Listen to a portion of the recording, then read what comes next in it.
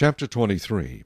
He who is emasculated by crushing or mutilation shall not enter the assembly of the Lord. One of illegitimate birth shall not enter the assembly of the Lord, even to the 10th generation. None of his descendants shall enter the assembly of the Lord. An Ammonite or Moabite shall not enter the assembly of the Lord.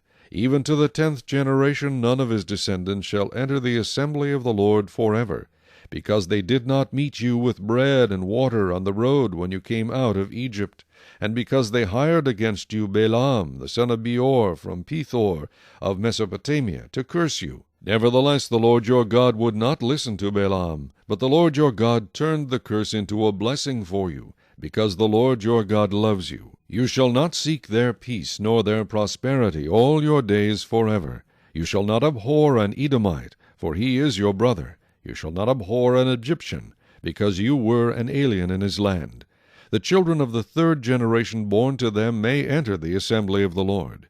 When the army goes out against your enemies, then keep yourself from every wicked thing.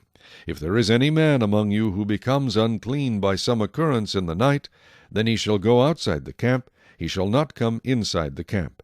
But it shall be, when evening comes, that he shall wash with water, and when the sun sets he may come into the camp. Also you shall have a place outside the camp where you may go out, and you shall have an implement among your equipment, and when you sit down outside you shall dig with it and turn and cover your refuse. For the Lord your God walks in the midst of your camp, to deliver you and give your enemies over to you. Therefore your camp shall be holy, that he may see no unclean thing among you, and turn away from you. You shall not give back to his master the slave who has escaped from his master to you. He may dwell with you in your midst, in the place which he chooses within one of your gates, where it seems best to him. You shall not oppress him. There shall be no ritual harlot of the daughters of Israel, or a perverted one of the sons of Israel.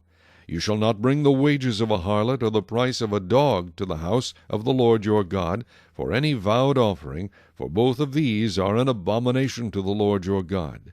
You shall not charge interest to your brother, interest on money or food or anything that is lent out at interest. To a foreigner you may charge interest, but to your brother you shall not charge interest, that the Lord your God may bless you in all to which you set your hand in the land which you are entering to possess. When you make a vow to the Lord your God, you shall not delay to pay it, for the Lord your God will surely require it of you, and it would be sin to you. But if you abstain from vowing, it shall not be sin to you.